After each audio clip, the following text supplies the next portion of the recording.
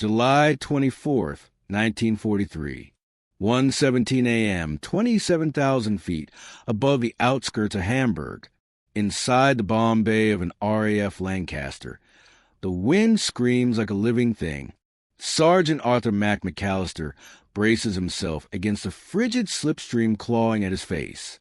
His goggles vibrate with the force of it, the rubber straps humming against his temples. The open bomb bay door beneath him reveals nothing but a vast black void, broken only by distant bursts of German flak blossoming below silent white flowers from this altitude. The aircraft shudders, not from enemy fire, but from fear, from anticipation, from the weight of what its crew is about to do. A red cabin lamp flickers overhead, illuminating Mac's gloved hands. He's not holding bombs.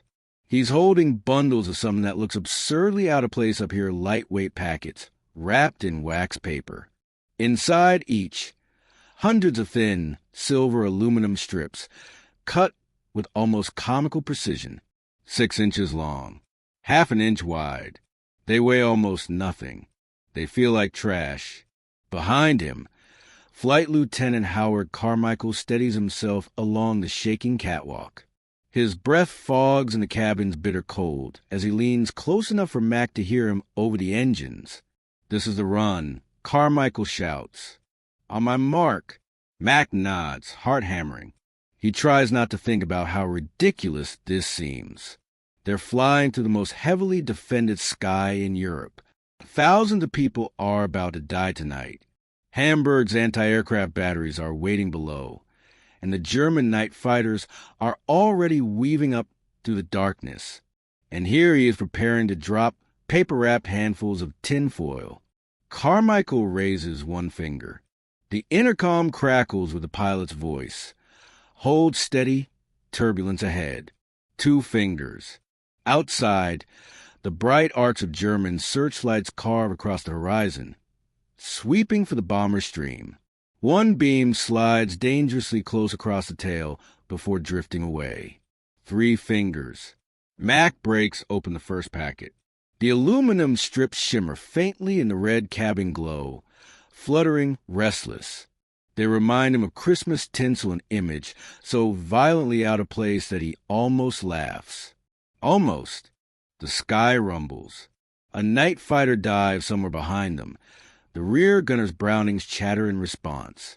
Carmichael slashes his hand downward. Drop. Mac releases the bundle. For a heartbeat, it floats in weightlessness like a silver cloud, and then the wind tears it downward, exploding into a galaxy of glittering fragments. The pieces scatter, dance, spiral, each catching the moonlight for the briefest flicker before vanishing into darkness. 1 packet down. Dozens more to go. He tears open the next bundle with numb fingers. The aircraft jolts violently, and he grabs a beam for balance. Below, the faint glow of the city grows brighter, the outline of the Elbe River snaking like a dim ghost through the darkness. Packet after packet, a cascade of metallic confetti tumbling from the sky. It looks absurd. It feels insane. But tonight, insanity is the mission, because thousands of feet below, inside a cramped radar bunker just outside Hamburg, Oberfeldwebel Dieter von Albrecht squints at his Würzburg radar screen as lifeline, his warning system, his mathematical window into the night. And something is wrong. Very wrong. A smudge appears on the edge of his scope. At first, Dieter thinks it's a calibration issue, a small echo streaking across the beam like a fingerprint on glass. He twists an adjustment knob. Another. The technician beside him mutters under his breath. The smudge grows. Lines ripple. Echoes multiply. Within seconds, the radar screen blooms with a hazy white fog washing across its surface, obliterating clean tracks, drowning real aircraft in a blizzard of false signals. What is this? The technician whispers. Dieter has no answer. No one does. He thumps the side of the console, frustration, not fear, rising in him. The Würzburg sets are engineered with near-obsessive German precision. They do not behave like this. They cannot behave like this. But the fog grows thicker. A wall of static. A whiteout of artificial ghosts. Back in the Lancaster, Mac continues to drop packet after packet, and the sky churns with drifting silver. The chaff swirls behind the bomber stream in colossal sheets, vast metallic clouds invisible to human eye, but catastrophic to German radar. Somewhere far below, Dieter steps back from his console, heart sinking as the realization dawns. These aren't mechanical faults. These aren't atmospheric anomalies. Someone is doing this to them. But how? And with what? Back in the bomber, Carmichael grabs Mac's shoulder. That's the last of it. Get back inside.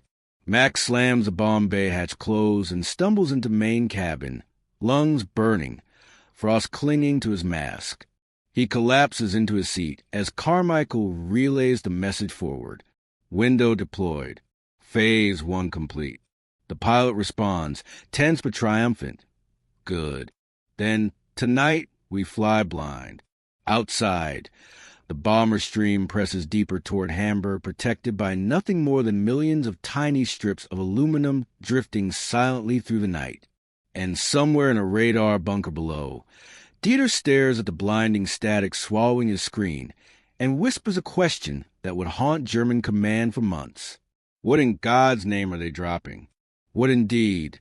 And who created this invisible weapon? The smoke of Hamburg's burning districts rises in slow, suffocating spirals.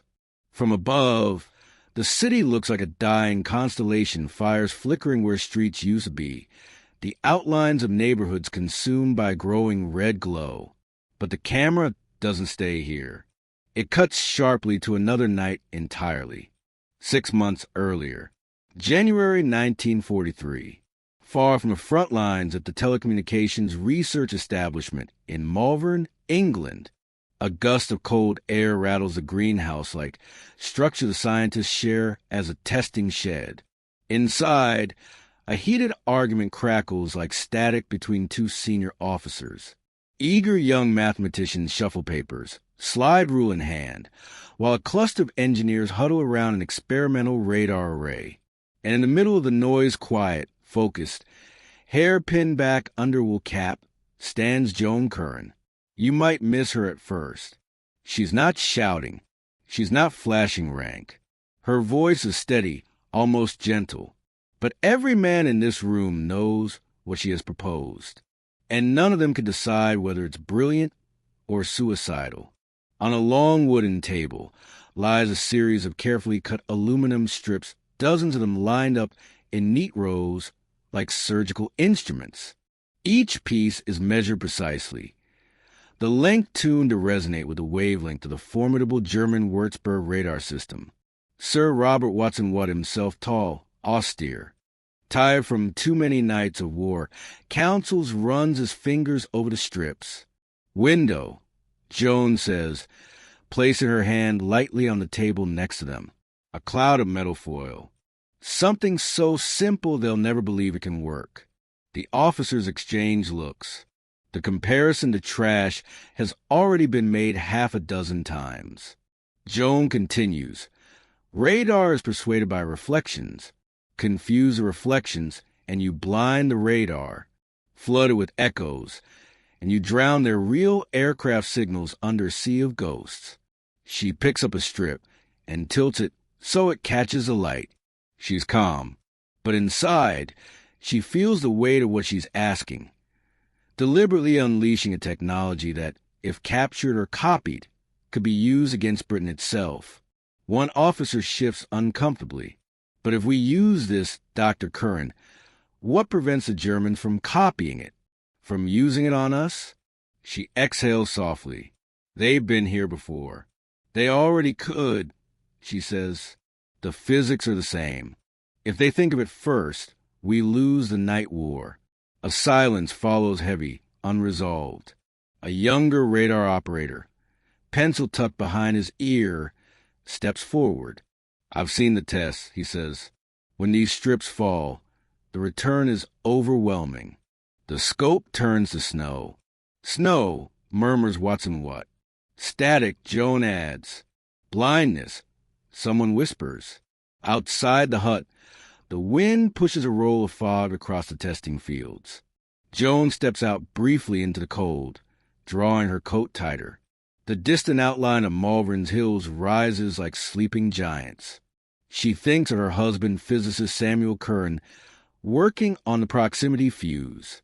She thinks of the men who will have to fly through German fire to use her invention. And she thinks of the consequences if she's wrong. A door opens behind her. Watson What steps out, pipe in hand, breath steaming in the frigid air. "You're certain about this?" he asks. "Once we release window, there's no going back." Joan looks up at the faint moon, a thin sliver in the winter sky. She imagines bombers, hundreds of them flying through nighttime flak barriers that slaughter air crews by the thousands. "I'm certain," she says quietly, because this isn't just a weapon of war. It's a weapon of confusion. Confusion saves lives. He studies her for a moment. Then he nods. We proceed. Inside the shed, a new urgency spreads. Engineers begin cutting strips. Test pilots prepare flight schedules. Intelligence officers debate code protocols. And Joan, calm, steady gathers the first operational bundles of window into sealed brown paper packets. She doesn't know it yet, but these packets will soon ride in the belly of Lancasters, heading toward a city that will burn hotter than anything Europe has seen since the Great Fire of London. She only knows they must work. They must blind German radar. They must give the RAF a chance to survive. February 1943. Trial flight. A Mosquito fighter-bomber climbs through cold evening air. The pilot cracks open a packet and releases a handful of strips. Through his canopy, he sees nothing. But down below, in a secret British radar bunker, a young woman monitoring the oscillating trace gasps as the scope flashes white. The operators exchange stunned looks. This isn't a small smudge. This isn't clutter. This is a wall. The room fills with excitement, muted but electric. Pens scribble. Timers click. Analysts call out measurements. Someone bursts out laughing from sheer disbelief. One operator turns to Joan.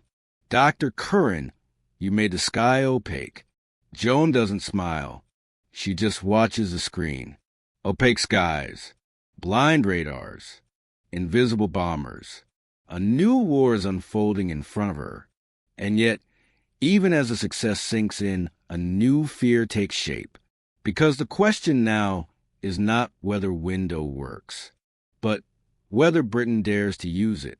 Because if the Germans capture a single strip, they could turn it against the RAF. And with a single counterstroke, every British radar station could go dark. So who makes that decision? And how close did Britain come to never using window at all? March 1943. The Cabinet War Rooms, London. A windowless conference chamber lit by tired bulbs and cigarette glow. The air is thick not just with smoke, but with tension. Around the long table sit men who control the fate of nations. Air Chief Marshal Sir Arthur Harris, the architect of Bomber Command's offensive. Senior officers from the air staff, intelligence chiefs, mathematicians, physicists, and in the back row, unremarkable to most eyes, Joan Curran. She leans forward, notebook in hand, heart pounding behind her neatly pressed blouse. Her invention is on the table literally. A single packet of window lies beside the ashtray, its brown wrapping creased from nervous hands passing it from one officer to another. Sir Arthur Harris, Bomber Harris to some. Butcher to others taps the packet with the end of his cigarette holder. "So this," he says, voice dry, "is what will sweep the night sky clean for us?" No one laughs, because no one is sure. The stakes fill the silence. If window is deployed, German radar could be blinded. If window is captured, German scientists could copy it and use it to blind British radar. It is a weapon that cuts both ways. A blade with no handle. Across the table, Air Vice Marshal Basil Embry, usually composed, looks almost anxious. "Sir," he says, "a single down bomber could scatter these strips over half a mile. If the Germans recover them, they'll know." Another officer finishes. "They'll know instantly." A third adds, "One good storm could blow the stuff across France and into their hands." The debate intensifies. If they use it against Chain Home, our early warning net collapses. You want a second blitz? If we don't use it, our crews keep dying to thousands. This could save lives. This could end the war faster. This could lose us the war outright. Joan watches the arguments volley, each one landing like a blow. She doesn't speak. She isn't expected to not hear. She is a guest in a world of uniforms and rank. Even though her hands created the idea they're fighting over, Harris finally turns to her unexpectedly. "You, Dr. Curran." The room shifts. Heads turn. Joan's throat tightens, but she stands. Her voice is steady, almost too quiet for this cavern of clashing egos. "I understand the risk," she says. "If the Germans recover a strip of window, they'll see exactly how it works. A beat. But radar is not magic. It is physics. And they understand physics. Nothing prevents them from discovering this themselves. In fact," she takes a breath, "I believe they may already be close." A murmur ripples across the room. Joan continues, meeting Harris's gaze. "But if we deploy window first, we seize the advantage. We set the terms of the radar war. And if we use it boldly enough, early enough, they may waste critical time trying to understand what hit them." Embry folds his arms. "You're saying we gamble." "No," Joan says. "I'm saying we act before they do." For a moment, just a moment, she has them. Then another officer slams his hand on the table. What if this emboldens the Luftwaffe? What if they use it for their next attack? What if? Harris cuts him off with a single gesture. "Enough." He stands. The room straightens with him. For all his reputation uncompromising, brutal, obsessed with the offensive, Harris understands a deeper truth. Night bombing is becoming unsustainable. Losses are catastrophic. If something doesn't change, Bomber Command will bleed out. He picks up the packet of window, feeling the weight of it, or rather, the startling lack of weight. This, he says, holding it aloft, is either salvation or suicide. The room holds its breath. Harris looks to the air staff. "We use it." Gasps. A few curses. A few quiet nods. One man whispers, "God help us." Meeting over. But it isn't over, because the decision is provisional, conditional.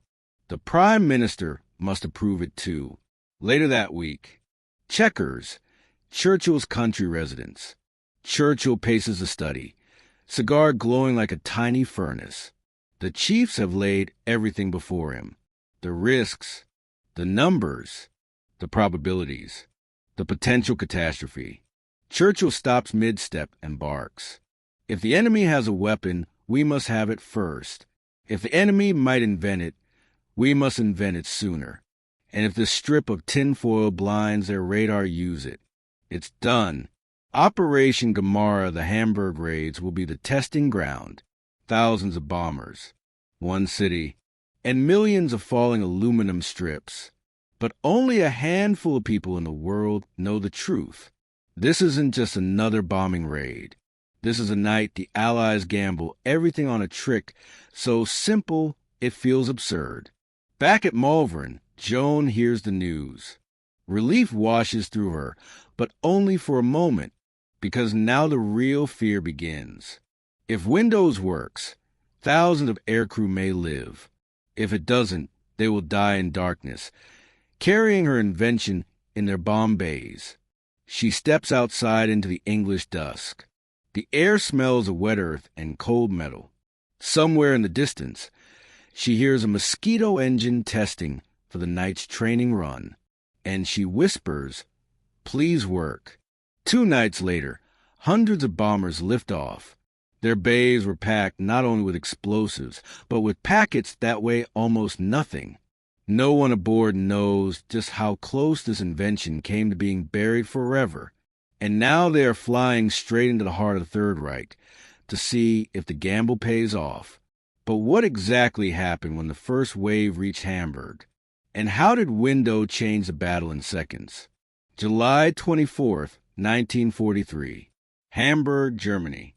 23:32 hours. The city is already tense long before the first sirens wail. People feel in their bones a heaviness in the air. The faint tremor in the ground as distant guns shift into readiness. A humid pressure hangs over the Elbe like a warning. In a control bunker on the outskirts, Luftwaffe radar operator Oberfeldwebel Dieter von Albrecht rubs his eyes. He's been staring at the glowing arc of the Würzburg's cathode ray tube for hours. The line sweeps its circle rhythmically, always hungry, always listening. He knows the RAF is coming.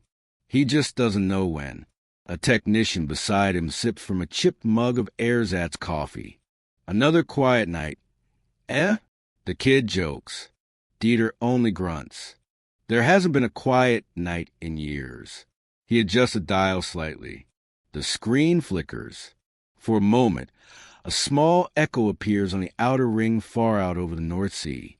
His pulse quickens. There, he leans closer. The echo blips again.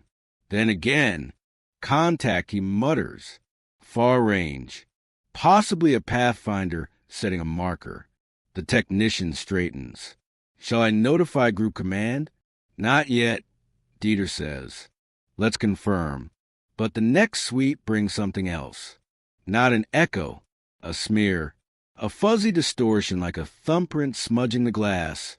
He frowns and adjusts the gain. The smear grows worse. Then, boom. The bunker trembles as the first flak battery on the coast fires a probing test shot. Dieter wipes his hand on his uniform and tries a more aggressive calibration. The arc sweeps again. This time the smear becomes a cluster, like a swarm of gnats suspended in the beam. What is happening? The technician whispers. Dieter doesn't answer, because he doesn't know. Outside, above the clouds, the first wave of RAF bombers slides silently into formation. Their dark shapes glide across the moonlit sky. Halifaxes, Lancasters, Sterlings like enormous shadows drifting toward the sleeping city. And in the belly of each aircraft rests something no German commander has ever imagined. Window. Millions of glittering aluminum strips waiting to fall. Inside a Lancaster at 18,000 feet, Sergeant Mac McAllister feels his gloves sticking to his palms with sweat despite the cold. The bomb bay doors are open. The wind screams in. Carmichael signals him. Ready, Mac. Let's make history. He cracks open the first packet. The metallic shiver of the aluminum strips feels electric in his hands. Then, drop. Mac releases the bundle. It tumbles down into the void and bursts apart. The fragments scatter in the slipstream like a handful of stars thrown into the night. One bomber releases Window, then 10, then 100. A shimmering metallic blizzard forms behind the bomber stream, descending slowly, spreading wide, drifting on the currents, unseen to the human eye, unheard by the ear. But on radar, catastrophic. Dieter's scope explodes in static. Not random noise. This is coherent chaos. Waveforms piling upon each other.